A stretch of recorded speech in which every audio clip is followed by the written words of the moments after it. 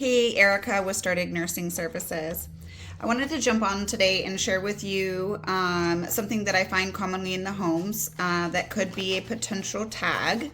The Voltaren gel or dicyclophenac in its prescription form comes in both over the counter as the Voltaren. The generic form is dicyclophenac. It's often prescribed by providers for pain due to arthritis. It's a topical gel, and inside the box you're going to find a card stuck on the inside. So don't just toss your box and forget it.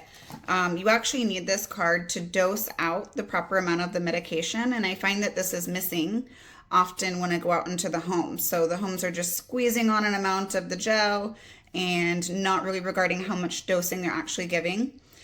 This is important because your dose is dependent on either this one says inches. The dicyclophenac is often in grams. So whichever dosing is appropriate for your tube that you're giving, you just need to make sure that it's matching the order. So if it says administer 2.5 inches, which is this first line here, you're going to open and squeeze out 2.5 inches, and that's your dose. Same for here. This bottom line is 4.5 inches, so that would be a much larger dose for a larger part of the body. You would squeeze out that. So that's very similar to like a liquid medication where you have the liquid med cups that are 30 ml or 15 ml, whatever your dosing is. It's important for us to give the proper dosing. It's the same thing for this.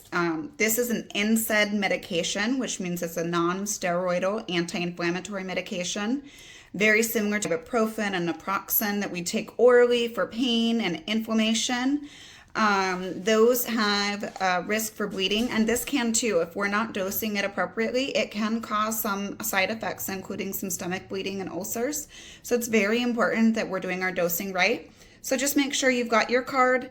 I oftentimes recommend tape it in the inside of your MAR or tuck it somewhere special so that you don't lose it, and make sure you're dosing appropriately.